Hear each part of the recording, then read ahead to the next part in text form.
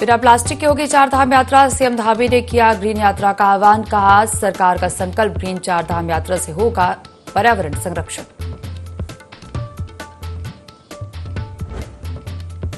उत्तराखंड में मौसम का बदला मिजाज। पहाड़ी इलाकों में बर्फबारी और मैदानी इलाकों में जमकर हुई बारिश। औली मोटर मार्ग वाहनों के लिए हुआ बाधित।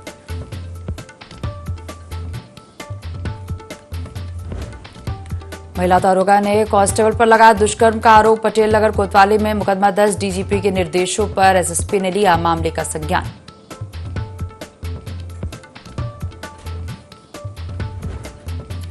हरिद्वार में एक बार फिर दिखा तेज रफ्तार का कहर। पिकअप पलटने से बच्चे समेत 2 की मौत। हादसा सीसीटीवी में कैद।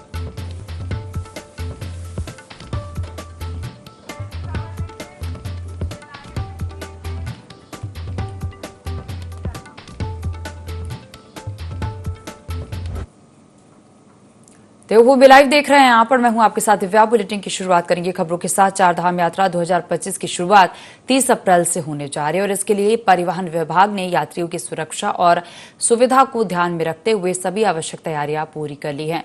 देहरादून के आरटीओ सुनील शर्मा ने कहा कि इस साल चारधाम यात्रा के लिए लगभग 1800 गाड़ियां उपलब्ध हैं। साथ ही बताया कि टूर ट्रैवल ऑपरेटर्स और टेम्पो ट्रैवल एसोसिएशन के साथ बैठक कर रहे हैं ताकि तीर्थयात्रियों को आरामदायक और सुरक्षित यात्रा सुविधा मिल सके। चारधाम यात्रा में आने वाले जितने भी यात्री हैं उनको सुरक्षित यात्रा के लिए हमारे परिवहन विभाग द्वारा प्रबंध किए गए हैं, जिसके अंतर्गत ना सिर्फ हम इन्फोर्समेंट एक्टिविटी कर रहे हैं, उसके अलावा प्रचार प्रसार पर भी पूरा ध्यान दिया जा रहा है। हम लोगों ने चेक पोस्टें जो हमने स्थापित करी हैं वो हाईटेक चेक पोस्टें हैं। वही गाड़ियों को चारधाम यात्रा में भेजा जाएगा जिनका ग्रीन कार्ड बना हुआ है और ट्रिप कार्ड में उनकी ड्राइवर की और सारे यात्रियों की इन्फॉर्मेशन है। जो भी बिना ग्रीन कार्ड और ट्रिप कार्ड के आएगा उसको चारधाम यात्रा पर नहीं जाने दिया जाएगा और चालान भी किया जाएगा। इसके अलावा लोगों को क्या क्या सावधानियां बरतनी है, इसके लिए हम सोशल मीडिया के माध्यम से और पेपर के माध्यम से डूज एंड डोंट, क्या करें क्या ना करें, उसके बारे में सबको सूचना दी जा रही है। और हमारा पूरा प्रयास है कि जो चारधाम यात्रा 2025 है बहुत अच्छी तरह से संपन्न हो, यात्रियों लोग प्रसन्न भी रहें और कंफर्टेबल यात्रा उनको सही दामों पर कराई जा सके। और उत्तराखंड के लोक पर्व फूलदेई को बड़ी धूमधाम के साथ मनाया गया। शासकीय आवास पर राज्य के मुख्यमंत्री पुष्कर सिंह धामी ने बच्चों के साथ लोक पर्व फूलदेई का त्यौहार मनाया और इस विशेष अवसर पर स्थानीय वेशभूषा में सजे सवरे बच्चों ने पारंपरिक गीतों के साथ फूलदेई का त्यौहार मनाया। मुख्यमंत्री पुष्कर सिंह धामी ने कहा कि स्थानीय वेशभूषा में सजे सवरे बच्चों ने पारंपरिक गीतों के साथ वातावरण को उल्लासपूर्ण बना दिया। ईश्वर से सभी बच्चों के उज्जवल भविष्य की कामना करता हूं। प्रकृति का आभार प्रकट करने और बसंत ऋतु के स्वागत का प्रतीक लोक पर्व फूलदेई न केवल सांस्कृतिक एकता का प्रतीक है बल्कि हमारे प्राचीन रीति रिवाजों को सम्मान देने का भी एक महत्वपूर्ण अवसर है।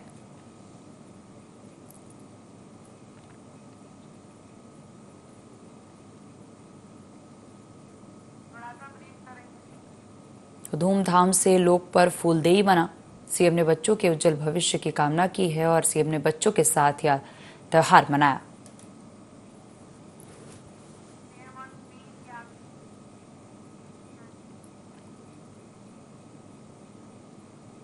और उत्तराखंड की धामी सरकार एक के बाद एक नए लक्ष्य निर्धारित कर रही जिससे राज्य विकास के पथ पर अग्रसर हो सके। मुख्यमंत्री धामी ने कहा कि ग्रीन गेम्स के बाद अब ग्रीन चार धाम यात्रा संचालित करने का आह्वान किया जाएगा।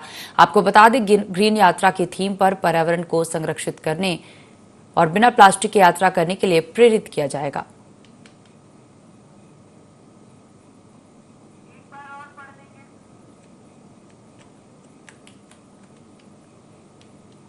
तो धामी सरकार का नवाचार चारधाम यात्रा को बेहतर बनाने का संकल्प लिया तो प्लास्टिक फ्री चारधाम यात्रा होगी और पर्यावरण संरक्षण की दिशा में यह पहल धामी सरकार ने किया है।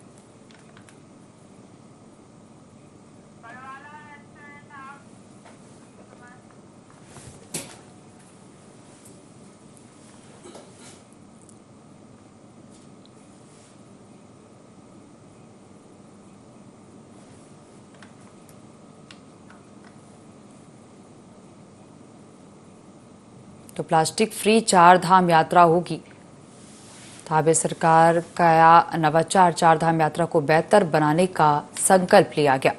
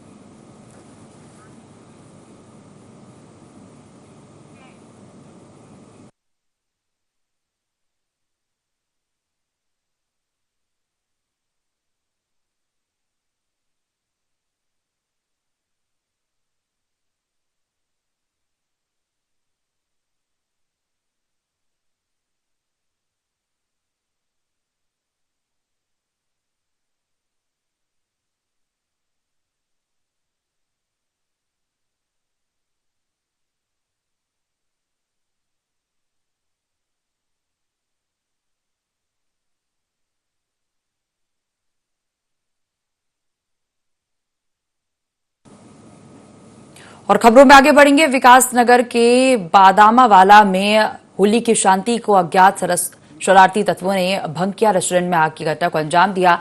आग लगने से रेस्टोरेंट पूरी तरह से राख हुआ। हर्षोल्लास के साथ मनाई जा रही होली की शांति उस वक्त भंग हो गई जब कुछ अज्ञात शरारती तत्वों ने एक रेस्टोरेंट में आग लगा दी। घटना विकासनगर कोतवाली क्षेत्र के बादामावाला की बताई जा रही है। इस दौरान रेस्टोरेंट में आग का विकराल रूप देखने को मिला। देखते ही देखते भीषण आग ने पूरे रेस्टोरेंट को राख कर दिया। आग लगने से रेस्टोरेंट में रखा कीमती सामान तो जला ही, वहां खड़ी एक बाइक भी आग की चपेट में आ गई और पूरी तरह नष्ट हो गई। आग लगने से रेस्टोरेंट स्वामी का भारी नुकसान हुआ है।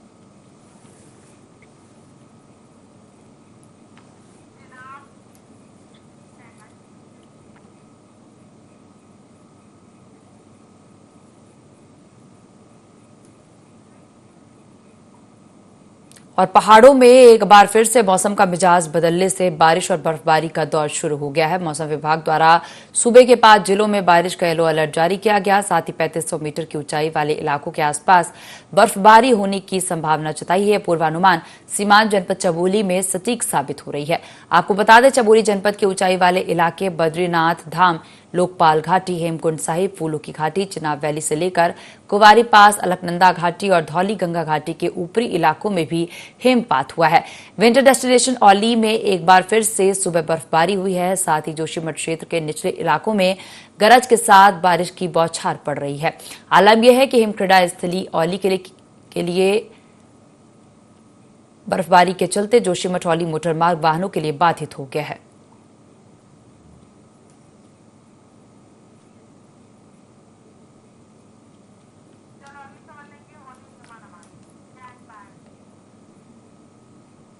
और हरिद्वार के बहादुराबाद में होली बहुत धूमधाम से और शांतिपूर्ण ढंग से मनाई गई। दूसरी तरफ जुमे की नमाज भी अदा की गई। होली और जुमे दोनों को शांतिपूर्ण निपटाने के लिए पुलिस प्रशासन ने अहम भूमिका निभाई और किसी तरह की अप्रिय घटना भी नहीं हुई। इसके लिए लोगों ने पुलिस का धन्यवाद किया है।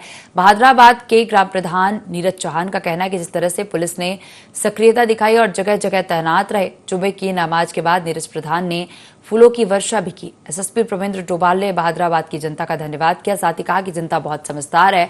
जिस तरह से जनता से लगातार अपील की थी, उन्होंने पूरा सहयोग किया।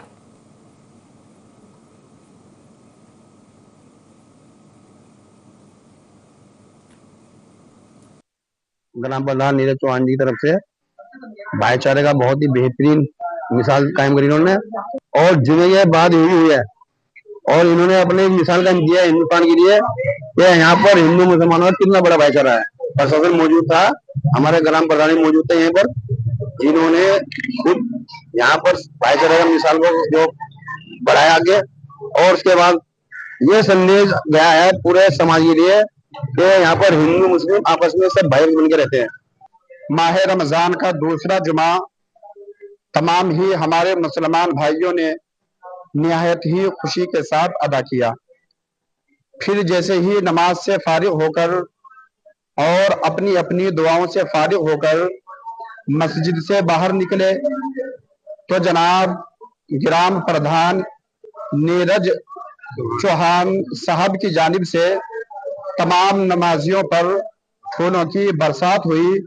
लेकिन ये प्रधान जी नीरज चौहान साहब का पहला कदम है कि उन्होंने तमाम नमाजियों के ऊपर फूलों की बरसात की, जिससे तमाम नमाजी हजरात जो है वो खुशी से झूमते हुए नजर आए। आज होली का त्योहार था और रमजान का दूसरा जुमा भी था, इसलिए आज भाईचारे की मिसाल कायम करते हुए सभी नमाजियों पर फूलों की वर्षा की गई, जिससे हिंदू मुस्लिम एकता बनी रहे। हरिद्वार में अवैध निर्माणों और अवैध प्लॉटिंग कॉलोनी के खिलाफ एचआरडीए की कार्रवाई लगातार जारी है। इसी कड़ी में एचआरडीए ने जियापोता क्षेत्र में अवैध कॉलोनियों पर बुलडोजर चलाया। दोनों प्लॉटिंग कॉलोनियां अवैध तरीके से विकसित की जा रही थी और वही अवैध कॉलोनियों में कई लोगों ने निवेश भी किया था, जिनके लाखों रुपए अब यहां फंस गए। इस कॉलोनी को लेकर नोटिस भी जारी किया गया था। इसके बाद ये कार्रवाई की गई।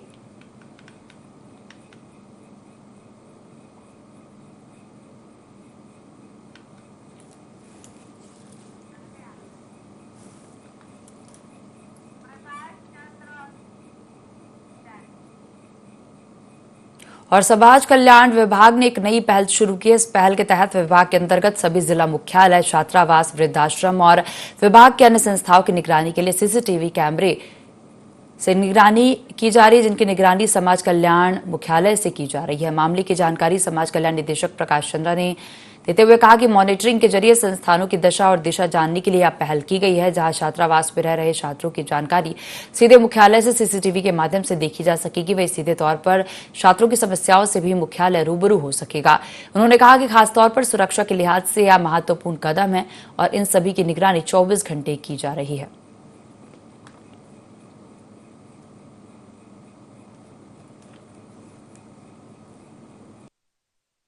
हमने एक युद्ध स्तर पर काम करते हुए वेरिफिकेशन किया था और करीब 4 दिन में ही सचिव साहब के निर्देशन में करीब 50,000 छात्रों का वेरिफिकेशन किया था।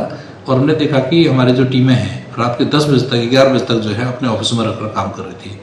तो जो अब हम लोग फील्ड स्तर से काम कराना चाह रहे हैं, उनकी एक मॉनिटरिंग के लिए कहें, उनको प्रोत्साहित करने के लिए और उनकी दशा और दिशा को जानने के लिए इस पहल को किया गया है। और इससे हमको एडमिनिस्ट्रेटिव काम करने में आसानी हो रही है और हमारे जो कई जगह हम लोग जा भी नहीं पाते हैं, वो किस तरह से काम कर रहे हैं, इनकी हमको जानकारी मिल पा रही है।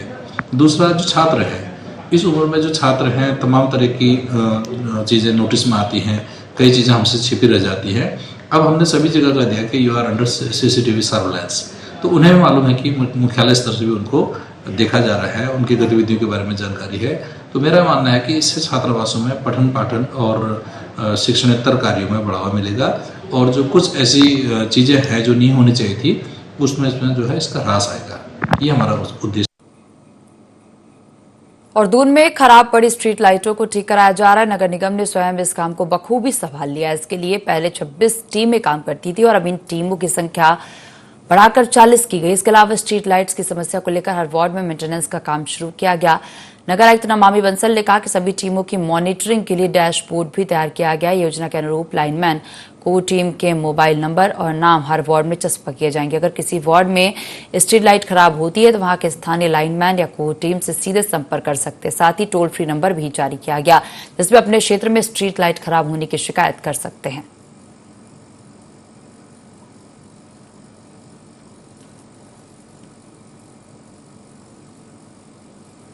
के लिए टीम्स की संख्या बढ़ा दी गई है। पहले 26 टीमें काम करती थी, अब 40 टीम काम कर रही हैं फील्ड पर और इनकी डेली मॉनिटरिंग के लिए एक डैशबोर्ड भी तैयार किया गया है।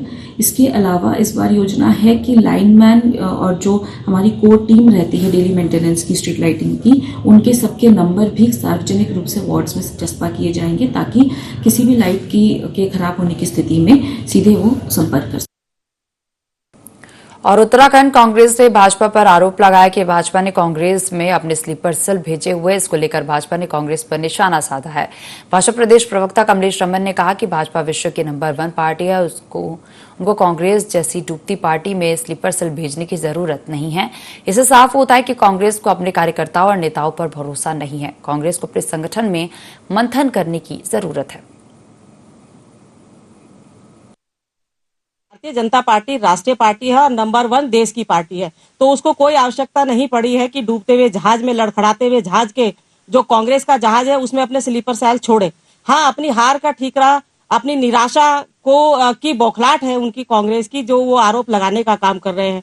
तो मुझे लगता है कि उन्हें ना ही तो अपने कार्यकर्ताओं पर भरोसा है और ना ही अपने नेताओं पर भरोसा है और इसीलिए वो उनको स्लीपर सेल कहने की बात करते हैं बार बार।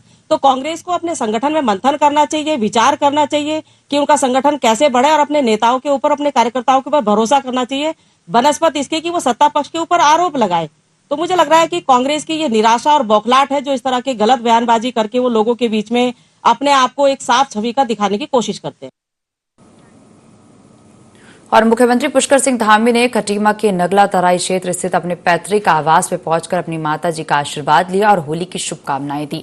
इस दौरान मुख्यमंत्री धामी के पहुंचने पर स्थानीय जनप्रतिनिधि और कार्यकर्ताओं ने पुष्प वर्षा किया और मुख्यमंत्री को स्मृति चिन्ह देकर उनका स्वागत किया। मुख्यमंत्री पुष्कर सिंह धामी ने भी सभी स्थानीय लोगों को होली की शुभकामनाएं दी और उनके साथ होली खेली। इस दौरान मुख्यमंत्री ने थारू जनजाति के द्वारा होली के अवसर पर किए जाने वाले लोक नृत्य में भी भाग लिया और होलियारों के साथ होली खेलने का आनंद लिया। मुख्यमंत्री पुष्कर सिंह धामी ने समस्त प्रदेशवासियों को होली पर्व और फूलदेई पर्व की शुभकामनाएं दी। मुख्यमंत्री ने कहा कि होली हमारी संस्कृति का एक सौहार्दपूर्ण पर्व है जो हमारी संस्कृति में छुपे सौहार्द और एकता को प्रदर्शित करता है।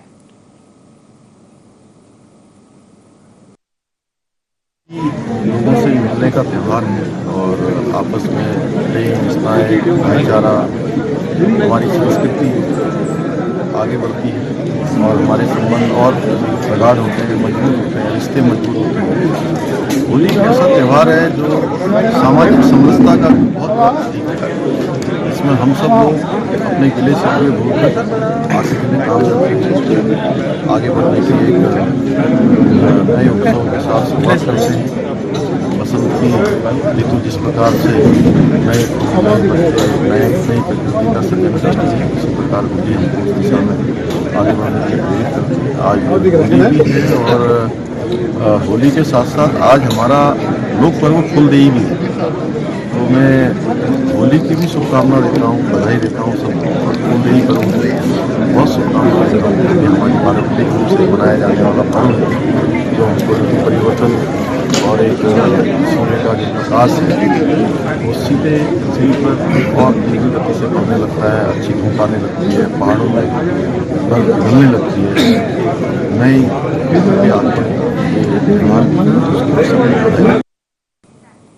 और हरिद्वार की सिटकुल रोड पर तेज रफ्तार कार अनियंत्रित होकर पलट गई, जिससे कार में सवार 3 युवक गंभीर रूप से घायल हो गए। घटना के बाद राहगीरों ने तुरंत घायलों को निजी अस्पताल में भर्ती कराया। प्रत्यक्षदर्शियों के मुताबिक कार तेज गति से हरिद्वार की ओर जा रही थी, तभी चालक ने नियंत्रण खो दिया और गाड़ी सड़क किनारे खंभे से टकराकर पलट गई और हादसे में कार पूरी तरह क्षतिग्रस्त हो गई, जबकि तीनों युवकों की हालत गंभीर है। पुलिस मामले की जांच कर रही है।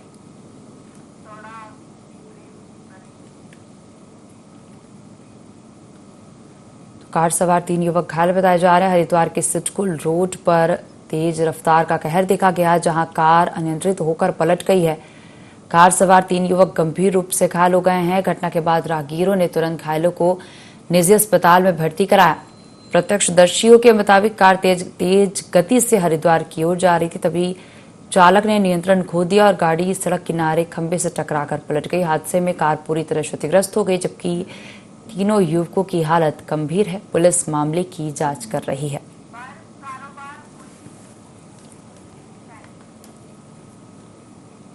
और हिम क्रीड़ा स्थली औली में मौसम की 6वीं बर्फबारी होने से पर्यटकों के चेहरे खिले हैं। वहीं पर्यटन कारोबारियों ने भी खुशी जताई है। इससे पहले विंटर डेस्टिनेशन औली में पर्यटक, स्थानीय पर्यटन कारोबारियों और दुकान ढाबा संचालकों ने बर्फ में सतरंगी रंगों से सराबोर होकर गढ़वाली गीतों की थाप पर होली का जश्न मनाया।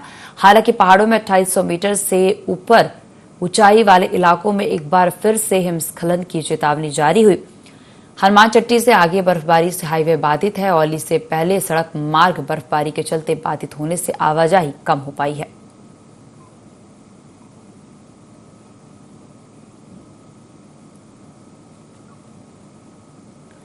तो पर्यटन कारोबारियों ने भी खुशी जताई है। हिम क्रीड़ा स्थली औली में मौसम की 6वीं बर्फबारी होने से पर्यटकों के चेहरे खिले हैं और पर्यटन कारोबारियों ने खुशी जताई। इससे पहले विंटर डेस्टिनेशन औली में पर्यटक, स्थानीय पर्यटन कारोबारी और दुकान ढाबा संचालक ने बर्फ में सतरंगी रंगों से सराबोर होकर गढ़वाली गीतों की थाप पर होली का जश्न मनाया।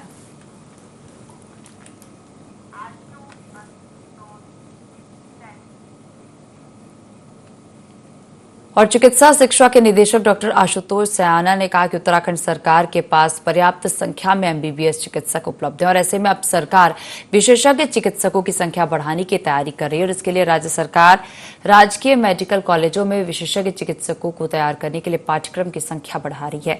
उन्होंने कहा कि जब राजकीय कॉलेजों से ही विशेषज्ञ चिकित्सक राज्य को मिलेंगे तो हमारे दूर दराज के ऐसे क्षेत्रों में जहां इनकी जरूरत है वहां आसानी से उपलब्धता हो सकेगी।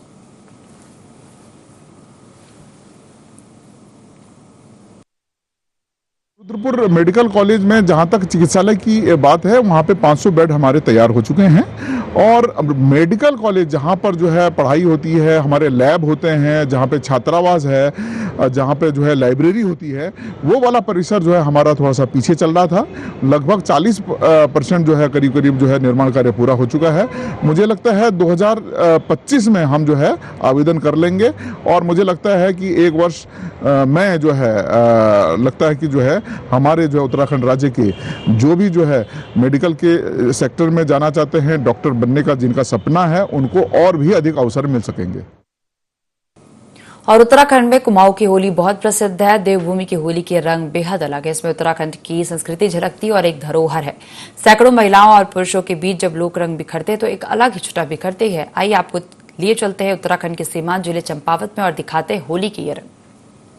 देवभूमि में होली महोत्सव का अलग ही अंदाज। बड़ी संख्या में शामिल होती है महिलाएं और पुरुष। होली महोत्सव का सभी मिलकर उठाते हैं आनंद। कुमाऊं होली की उत्पत्ति 15वीं शताब्दी की मानी जाती है। चंद राजवंश के प्रसार के साथ शुरू हुई परंपरा। होली त्योहारों पर दूर दूर से गायक आते हैं। 1870 से नियमित वार्षिक उत्सव के रूप में मनाई जाती है होली। खड़ी होली बैठकी होली के कुछ दिनों बाद शुरू होती है। इसका प्रभाव ग्रामीण क्षेत्रों में अधिक देखने को मिलता है। नुकीली टोपी, कुर्ता और चूड़ीदार पैजामा पहनकर होली के गीत गाते हैं। गांव के प्रत्येक व्यक्ति घर घर जाकर होली के गीत गाते हैं। एक दूसरे से गले मिल मनाते हैं होली महोत्सव। कुमाऊनी होली में चीर बंधन का विशेष महत्व है। चीर को हिरण्यकश्यप की बहन होलिका का प्रतीक माना जाता है। चीर कपड़ों के कर्तन को एक लकड़ी में जोड़कर बनाया जाता है। कई जगह कुमाऊं के राजध्वज निशान का प्रयोग किया जाता है। एकादशी के दिन से कुमाऊं में खड़ी होली की शुरुआत होती है। उसी दिन चीर की प्राण प्रतिष्ठा की जाती है और उसके बाद इसे पूरी होलियों में मजबूत हाथों में सौंपा जाता है। क्योंकि कुमाऊं की होलियों में चीर हरण की परंपरा होती है। इसके अनुसार यदि कोई दूसरे गांव का व्यक्ति होली की चीर में से एक टुकड़ा तोड़कर नदी पार कर लेता है तो उस गांव की होली बंद हो जाती है। होलिका दहन के दिन इसका होलिका दहन के रूप में दहन किया जाता है। इसके बाद दहन के दौरान कुमाऊनी अंतिम संस्कार नियमों का पालन किया जाता है। कुमाऊं के कई हिस्सों में होलिका दहन के दिन इस पर लगे कपड़े के टुकड़ों को प्रसाद के रूप में वितरित किया जाता है। ऐसा माना जाता है कि चीर के टुकड़ों को घर में रखने से घर की बुरी शक्तियों से मुक्ति मिल जाती है। विधायक खुशहाल सिंह ने सभी प्रदेशवासियों को होली की शुभकामनाएं भी दी। अच्छाइयों को कैसे इस समाज में लाए, यह इस कल्पना के साथ इस होली का त्योहार मनाया जाता है। मैं इस होली के शुभ अवसर पर समस्त प्रदेशवासियों को, विशेषकर लोहाघाट के नगरवासियों को और अपनी विधानसभा के क्षेत्र देवतुल्य जनता को बहुत बहुत बधाई देता हूं और शुभकामनाएं देता हूं और सबसे अनुरोध करता हूं कि हम व्यसनों से रहित होकर इस होली का महोत्सव करें ताकि समाज में एक अच्छा संदेश जाए।